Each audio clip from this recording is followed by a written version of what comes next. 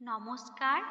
আজকে আমি পাঠ করব বিশ্বকবি রবীন্দ্রনাথ ঠাকুরের লেখা কবিতা আষাঢ়।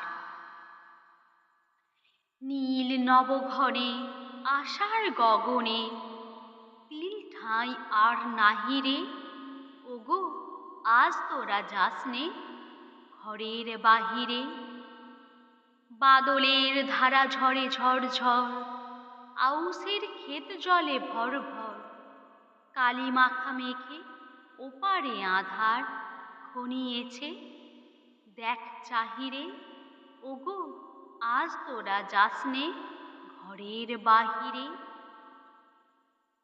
ওই ডাকে শোনো ধেনু ঘন ঘন, ধবলিরে আনো গোহালে। এখনই আঁধার হবে বেলাটুকু পোহালে।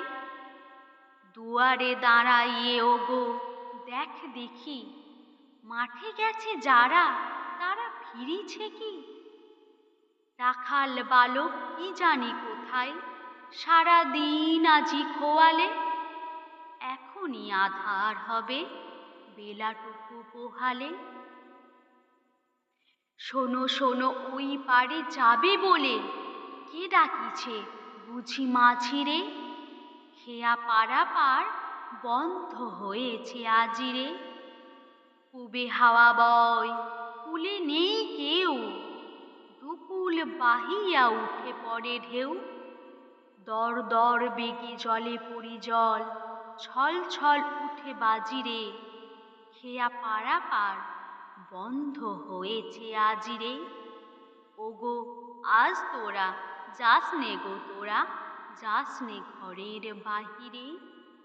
আকাশ আঁধার, বেলা বেশি আর নাহিরে। ঝড় ঝড় ধারে ভিজিবে নিচল, ঘাটে যেতে পথ হয়েছে পিছল।